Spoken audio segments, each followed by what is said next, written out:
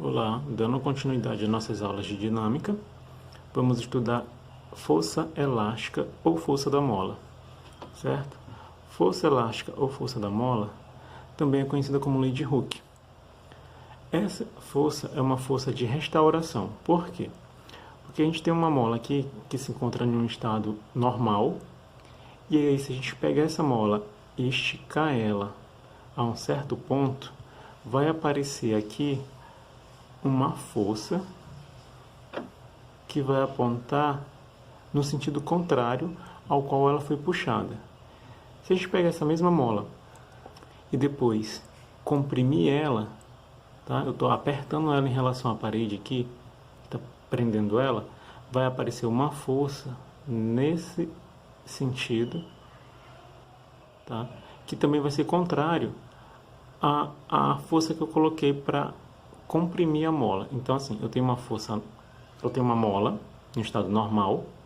Se eu aplicar uma força puxando ela para cá, vai aparecer uma força nessa mola que vai tentar fazer com que ela volte para a configuração original. Então, na verdade, o que acontece com a mola é que ela sempre quer voltar ao tamanho original dela, certo?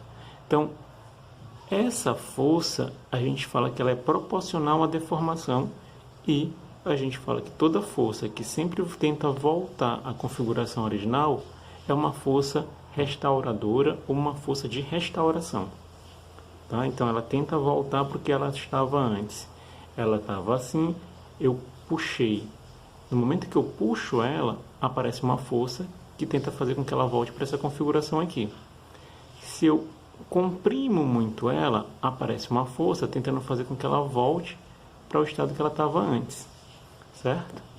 E aí a gente tem aqui que essa força é proporcional a essa deformação. Se tu puxa muito, aparece uma força. Se tu puxa pouco, vai aparecer uma força que é proporcional ao quanto está deformando a mola. Então, força é proporcional à deformação. E aí a gente tem essa equação aqui, ó, muito simples, certo? A força é igual a uma constante vezes um x. Esse x aqui é a nossa deformação da mola. Então, o x é a deformação da mola, certo? Ele é dado em metros. E o nosso K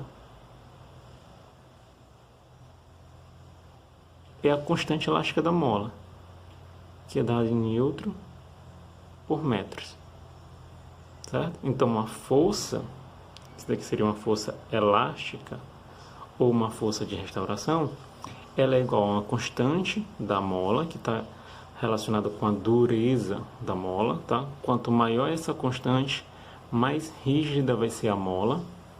Então, por exemplo, a gente tem mola, uma espiral do caderno de vocês, é um sistema de mola. Ela é bem flexível, porque a constante elástica dela é pequena. A gente tem as molas do amortecedor de um carro. Elas são molas mais rígidas, porque a constante elástica delas são maiores. Então a deformação ali sofrida é diferente, tá? Tu precisa de uma força muito grande para provocar uma certa deformação em uma mola de um amortecedor de um carro, por exemplo. Tá bom? Então, por exemplo, aqui, ó, eu tenho uma mola que ela tem um comprimento de 5 centímetros, certo? Se eu pegar essa mola e eu faço com que ela sofra uma deformação até esse comprimento de 8 centímetros, certo?